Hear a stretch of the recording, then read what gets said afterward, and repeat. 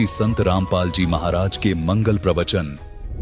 तन दर सुखिया कोई न देखा, जो देखा सो दुखिया हो। उदय अस्त की बात करते हैं, मन सबका किया विवेक का हो। सबका किया विवेक का हो। घाटे बाधे सब जग दुखिया, के गृहस्थी बैरागी हो। लाभ हानि से सब कोई दुखिया, के गृहस्थी बैरागी हो। सुख देव ने दुख के डर से, गर्भ में माया त्यागी हो। गर्भ में माया त्यागी हो। तंदर सुखिया कोई न देखा, जो देखा सो दुखिया हो।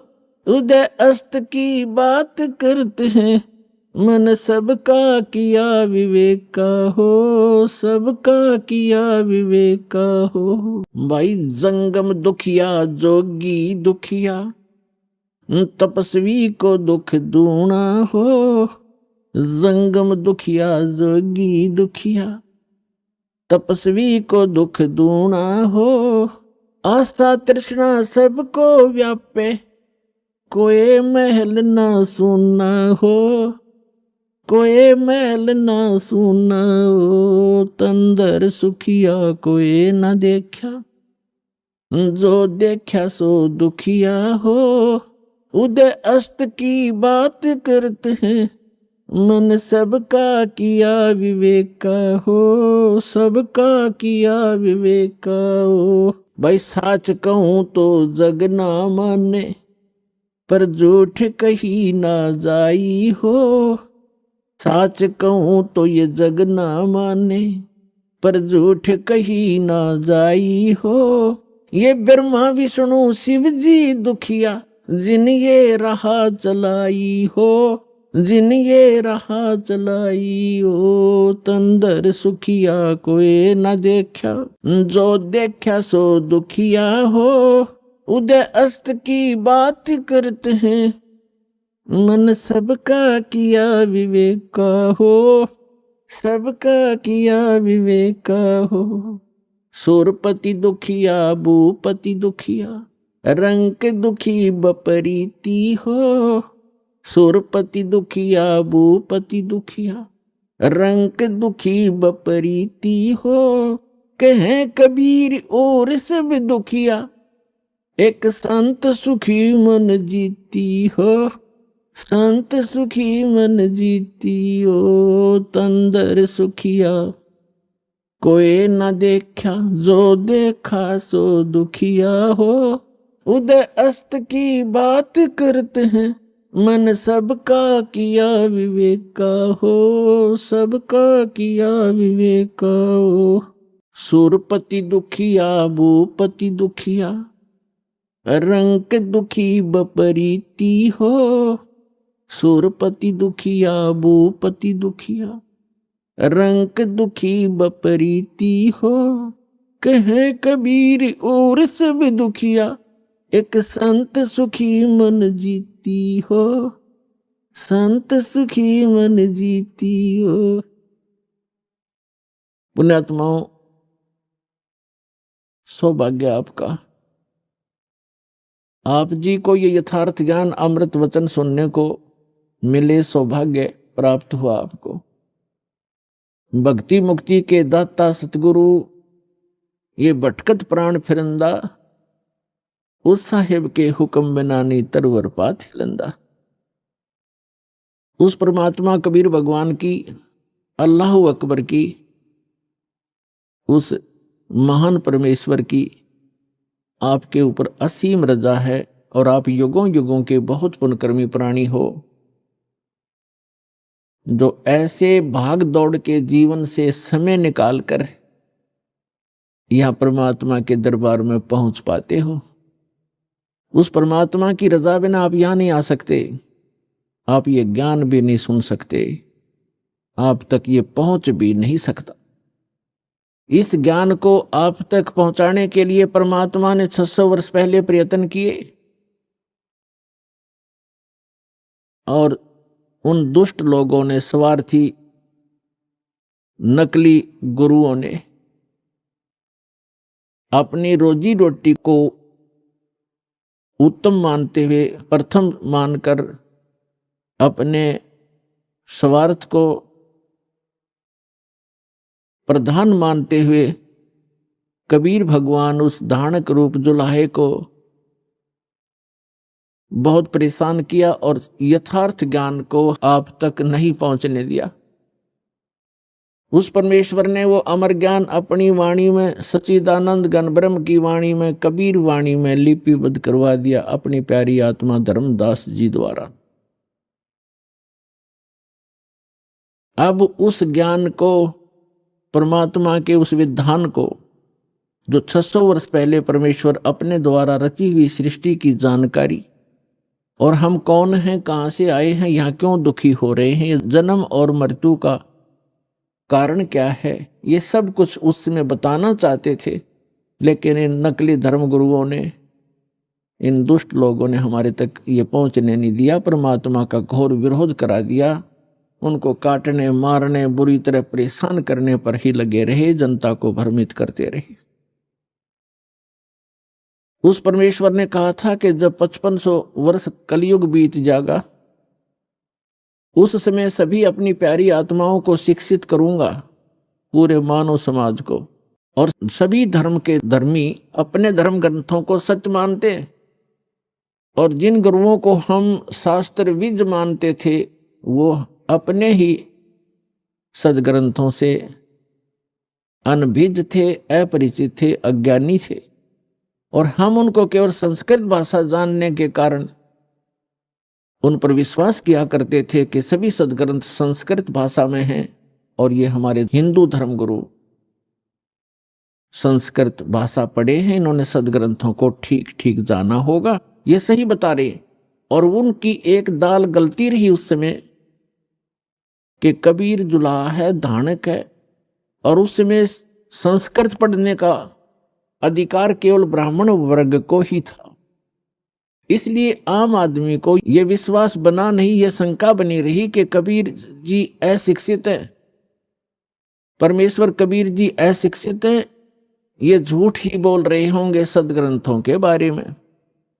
क्योंकि सदग्रंथ हमारे पवित्र वेद, पवित्र श्रीमद् भगवद गीता, पवित्र पुराण आदि आदि, ये सभी संस्कृत भाषा में लिपिबद्ध हैं।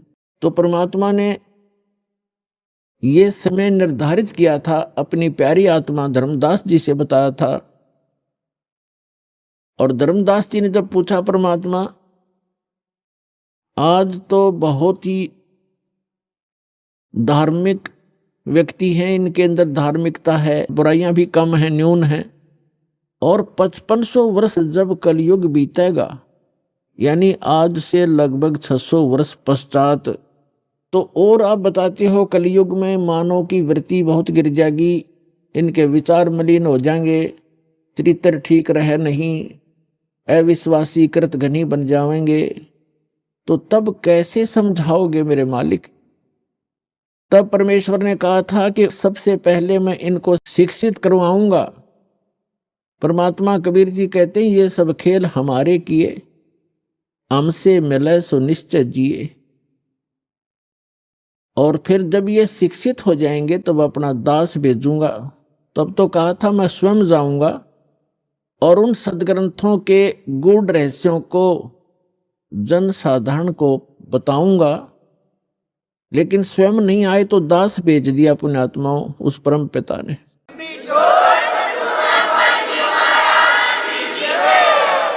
और आज आप देख रहे हो ये इलेक्ट्रॉनिक सिस्टम, इलेक्ट्रॉनिक उपकरण, इंटरनेट सिस्टम, ईमेल, प्रोजेक्टर, ये सीडी, डीवीडी, पेन ड्राइव, ये जो भी टेक्निक है उस परम पिता कबीर भगवान की दी हुई है मानव को।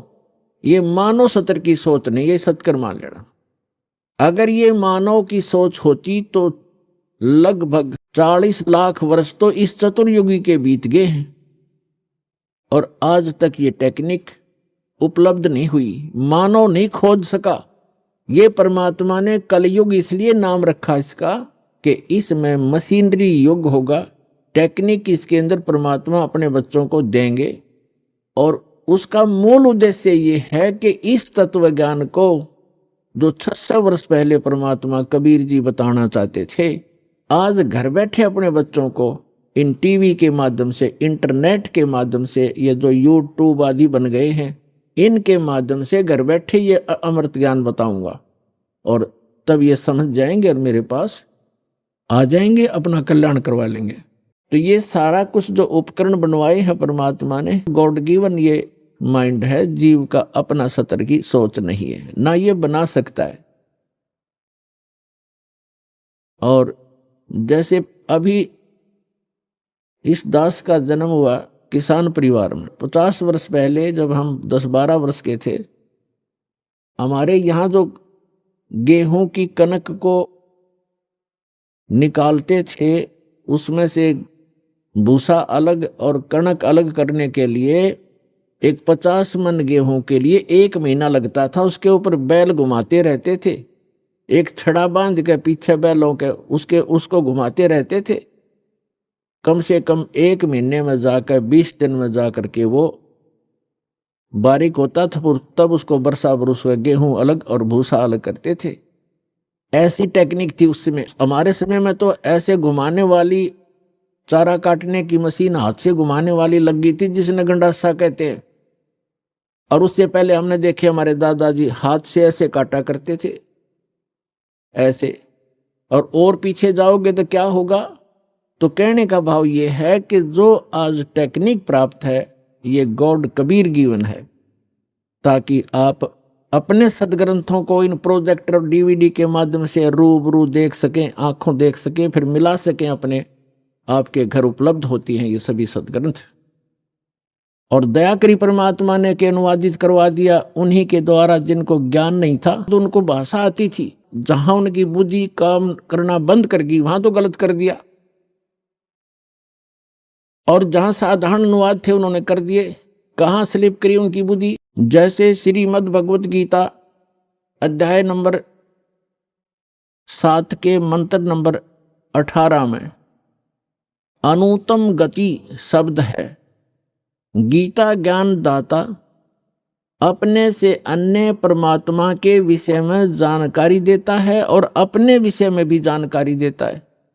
लेकिन गीता अनुवाद करने वालों का दृष्टिकोण यही रहा कि श्री कृष्ण जो है ये सुप्रीम पावर है। श्री कृष्ण इज विष्णु, ये विष्णु जी को सुप्रीम पावर मानकर ये मानते रहे कि श्रीमद् भगवत गीता का ज्ञान श्री विष्णु जी ने दिया है श्री कृष्ण रूप में। श्री कृष्ण भी विष्णु ही थे, ये खुद मानते हैं हमारे धर्मगुरु। तो इन्होंने श्रीमद् भगवत गीता को ठीक से ना समझकर, क्योंकि उनको सृष्टि रचना का ज्ञान नहीं था, जिस कारण से उन्होंने श्री कृष्ण को ही मूल परमात्मा मान लिया। जबकि गीता अध्याय नंबर 15 के श्लोक 16 और 17 में 3 प्रभु बताए हैं, 3 पुरुष बताए हैं। एक सरपुरुष है ब्रह्म, जिसको सरब्रह्म भी कहा जाता है। सरब्रह्म ये केवल 21 ब्रह्मांड का स्वामी है। और दूसरा अक्षर पुरुष, इसको अक्षर ब्रह्म भी कहते हैं, इसको पर ब्रह्म भी कहते हैं। ये 7 संख ब्रह्मांड का स्वामी है, प्रभु है, पुरुष है, मालिक है। पुरुष कहो परमात्मा को। श्रीमद् भगवत गीता अध्याय नंबर 15 के श्लोक नंबर 16 में कहा कि 2 पुरुष हैं इस संसार में, पृथ्वी वाले लोकों में, और ये भी नाशवान और इनके अंतर्गत जितने प्राणी हैं वो भी नाशवान है। जीव आत्मा किसी की नहीं मरती, वो तो पशु पक्षी की भी नहीं मरती। श्रीमद् भगवत गीता अध्याय नंबर 15 के श्लोक नंबर 17 में तुरंत कहा है, उत्तम पुरुष है तू अन्य। पुरुष माने परमात्मा, प्रभु, स्वामी। उत्तम पुरुष यानी पुरुषोत्तम। पुरुषोत्तम तो इन दोनों से कोई भिन्न है। सरपुरुष और अक्षर पुरुष जो 16वें श्लोक में बताए, इनसे कोई भिन्न है, वो वास्तव में परमात्मा कहा जाता है। उत्तम पुरुष है तू अन्य परमात्मा इति उदाहरत, यह लोक तरम आविश्य विभर्ति अवय ईश्वर। उत्तम पुरुष यानी पुरुषोत्तम, श्रेष्ठ भगवान, सही परमात्मा तो इन दोनों से कोई और है, अन्य है। और वही परमात्मा कहलाता है, वो परमात्मा कहा जाता है। और वही तीनों लोकों में प्रवेश करके सबका धारण पोषण करता है। श्रीमद् भगवत गीता अध्याय नंबर 15 के श्लोक नंबर 1 से 4 में एक विशेष विवेचन है कि उल्टा लटका हुआ संसार रूपी वृक्ष जानो, जिसकी ऊपर को जड़, जड़ तो समझो मूल मालिक है, वो उत्तम पुरुष है, तू अन्य जो है वो तो है जड़ मूल, और उसके बाद जो जमीन से बाहर दिखाई देता है वो सारा पेड़ होता है। उसके फिर विभाग बताए हैं, जो तना है वो अक्षर पुरुष है, और उससे कोई मोटी डार निकलती है वो सर पुरुष समझो। और उस सर पुरुष के आगे जो 3 शाखा हैं, रजगुण ब्रह्मा, सतगुण विष्णु, तमगुण शिव जी, वो देव हैं, ये तीनों ब्रह्मा विष्णु महेश हैं। और पात रूप संसार, उस परमेश्वर ने श्रीमद् भगवत गीता अध्याय नंबर 15 के श्लोक नंबर 1 में बताया है। उसी का विवरण अपनी सिंपल लैंग्वेज में सच्चिदानंद घन ब्रह्म की वाणी में कहा कि अक्षर पुरुष एक पेड़ है और सरपुरुष वाकी डार। सरपुरुष कहते हैं ज्योति निरंजन काल को, और इस काल के 3 पुत्र हैं, रजगुण ब्रह्मा, सतगुण विष्णु, तमगुण शिव जी। इस सरपुरुष के पुत्र हैं 3, ब्रह्मा विष्णु महेश। अक्षर पुरुष एक पेड़ है, सरपुरुष वाकी डार, और तीनों देवा शाखा हैं, ये पात रूप संसार। तो इस पूरे प्रकरण में ब्रह्मा विष्णु महेश की क्या स्थिति है, ये इस ब्रह्म के पुत्र हैं, और ब्रह्मा विष्णु महेश की माता दुर्गा है, अष्टंगी देवी। तो विष्णु जी कौन है? विष्णु जी एक ब्रह्मांड में एक विभाग के विभागीय मंत्री हैं, सतोगुण विभाग के, और ये 3 भाई हैं, तीनों का अलग अलग विभाग है। रजोगुण विभाग के मंत्री मालिक प्रभु स्वामी ब्रह्मा जी, और सतोगुण विभाग के स्वामी श्री विष्णु जी, और तमोगुण विभाग के स्वामी प्रभु श्री शंकर जी। ये एक ब्रह्मांड में केवल एक विभागीय मंत्री हैं, और इनका पिता जो ब्रह्म है सरपुरुष, वो एक ब्रह्मांड के अंदर मुख्य मंत्री का रोल करता है। ऐसे ऐसे 21 ब्रह्मांड हैं सरपुरुष के, जिसको ज्योत स्वरूपी निरंजन काल भी कहा जाता, जिसके लोक में हम रह रहे हैं। और फिर है अक्षर पुरुष। अक्षर पुरुष के 7 शंख, नील पद्म शंख, 7 शंख ब्रह्मांड हैं। और फिर तीसरा रहा वो परम अक्षर पुरुष, उत्तम पुरुष तु अन्य, वो ओवरऑल कंट्रोलर है। असंख्य ब्रह्मांड इंक्लूडिंग सरपुरुष एंड अक्षर पुरुष, इन सब के ऊपर और इसकी इनके अतिरिक्त जितने भी ब्रह्मांड हैं, पूरा विश्व है, पूरा संसार है, उन सब का मालिक है, वो मूल मालिक है। वो संसार रूपी वृक्ष की जड़ है, मूल है, जहां से जैसे पूरे पेड़ को मूल से आहार प्राप्त होता है, ऐसे वो परमात्मा कबीर भगवान परम अक्षर पुरुष वो सबका पालनहार है। अब जैसे जिन महापुरुषों को परमात्मा मिले, उनमें से एक आदरणीय गरीबदास साहिब जी, गांव छुड़ानी, जिला झज्जर वाले हैं। वो बताते हैं परमात्मा को आंखों देखकर परमात्मा से परिचित सभी ब्रह्मांडों से और परमात्मा द्वारा रची सृष्टि से परिचित होकर कहते हैं, अनंत कोटि ब्रह्मांड का एक रति नहीं भारे, सतगुरु पुरुष कबीर हैं ये कुल के सिरजनहारे। वो कबीर कौन है? हम सुल्तानी नानक तारे, दादू को उपदेश दिया, जात जुलाहा भेद न पाया, वो काशी महे कबीर हुआ। अब ये है वो सारे ब्रह्मांडों का रचनार, मूल मालिक। अब हम फिर आते हैं श्रीमद् भगवत गीता अध्याय नंबर 15 के श्लोक 17 पर। उत्तम पुरुष तु अन्य परमात्मा इति उदाहरतः, यह लोक तरम आविश्य विभर्ति अवय ईश्वर। उत्तम पुरुष तो कोई और है, पुरुषोत्तम तो कोई इन दोनों से अलग है, जो 16वें श्लोक में कहा है 15वें अध्याय के श्रीमद् भगवत गीता में। सत्पुरुष और अक्षर पुरुष से अन्य है, वो पुरुषोत्तम कहलाता है, और उसको वास्तव में वो परमात्मा कहा जाता है। परमात्मा, परमात्मा माने श्रेष्ठ आत्मा। श्रेष्ठ आत्मा वही होता है जो किसी को दुख ना दे, किसी के बेटा बेटी की मृत्यु ना करे, कैंसर ना करे, किसी को रोग युक्त ना करे, दुखी ना करे, उसको परमात्मा कहते हैं, श्रेष्ठ आत्मा, अच्छी आत्मा। और जो यहाँ हम देख रहे हैं बूचड़ खाना, किसी हॉस्पिटल में जाकर देख लो हाहाकार मची हुई है, और घर घर में देख लो कोई किसी रोग से दुखी, कोई किसी से दुखी, किसी की टांग कटी है, किसी का हाथ कटा है, कोई आंखों से अंधा है, कोई पैरालाइसिस से तड़प रहा है। जिस लोक में हम रह रहे हैं ये इस परमात्मा का लोक हो सकता है? ये तो कसाई आत्मा का लोक है, इस काल का लोक है जहां हम रह रहे हैं। ये कबीर भगवान ने आकर बताया। और जिन महापुरुषों को परमात्मा सचखंड लेकर गए अपने सुखमय स्थान पर, और फिर उनको गवाह बनाकर, साक्षी बनाकर वापस छोड़ा, उन्होंने भी यही बताया कि ये लोक ठीक नहीं। एक स्थान और है जहां जाने के बाद जीव फिर कभी लौटकर वापस इस गंदे लोक में नहीं आता, और वहां कोई दुख नहीं, वहां वर्द अवस्था नहीं, वहां मृत्यु नहीं। श्रीमद् भगवद गीता अध्याय नंबर 15 के श्लोक नंबर 17 में कहा है कि उत्तम पुरुष है तू अन्य परमात्मा इति उदाहरत है।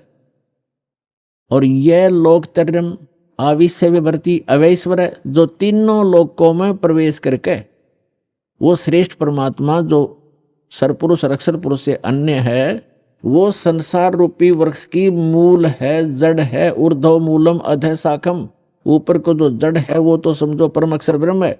और यह लोक तरम अविश्य विवर्ती, जो तीनों लोकों में प्रवेश करके सबका धारण पोषण करता है।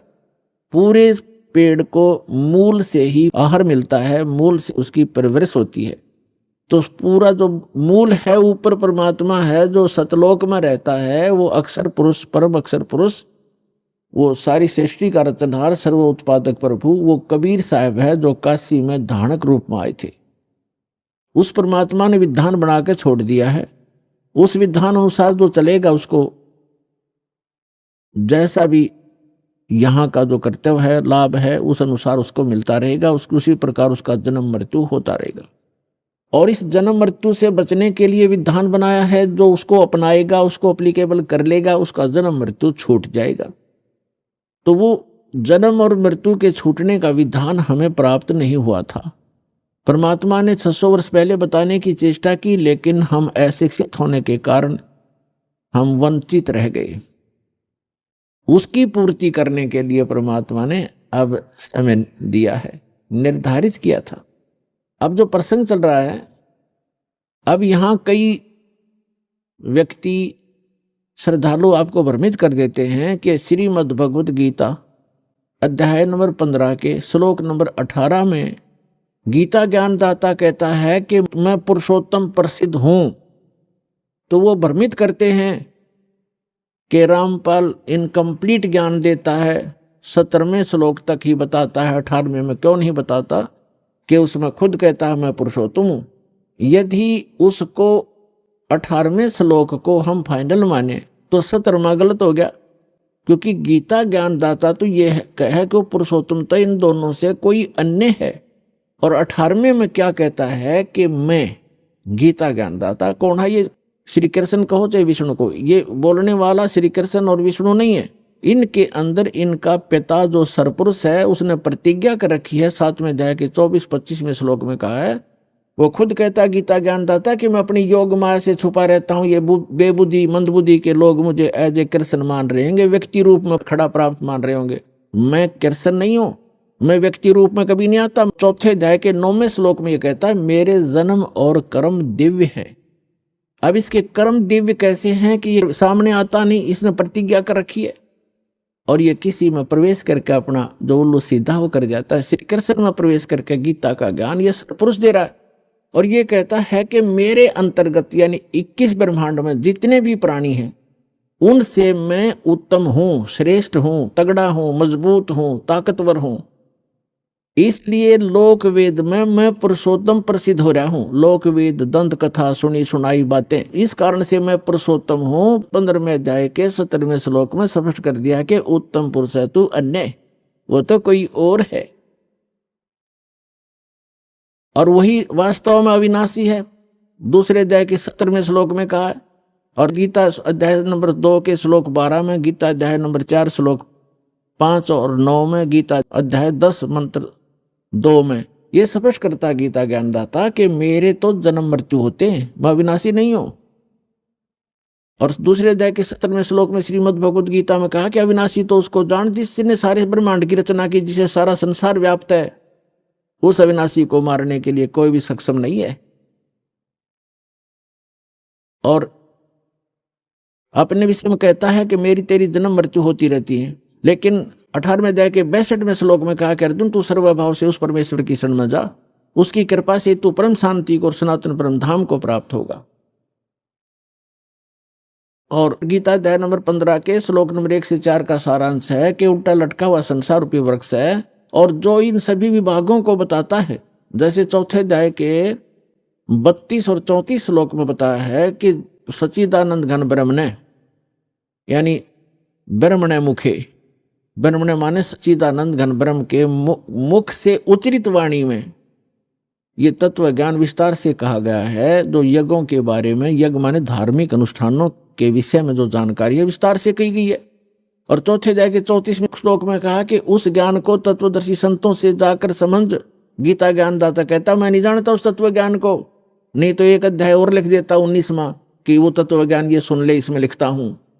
वो तत्व ज्ञान से परिचित नहीं है। तो चौथे अध्याय के 34वें श्लोक में गीता जी में कहा है कि उस ज्ञान को जो सच्चिदानंद घन यानी परम अक्षर ब्रह्म अपने आप अपने मुख कमल से बोलता है आकर के, उसकी अमृतवाणी में लिपिबद्ध किया जाता है, कबीर वाणी में, वो तत्व ज्ञान है। चौथे अध्याय के 34वें श्लोक में कहा गीता जी में, उस ज्ञान को तू तत्वदर्शी संतों के पास जाकर समझ।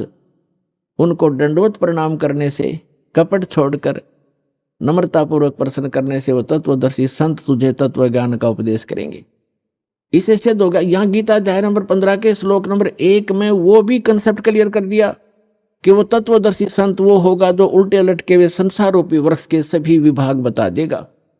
जैसे परमेश्वर स्वयं आते हैं, वो तत्वदर्शी संत की भूमिका भी करते हैं। भगवान तो वो होते ही होते।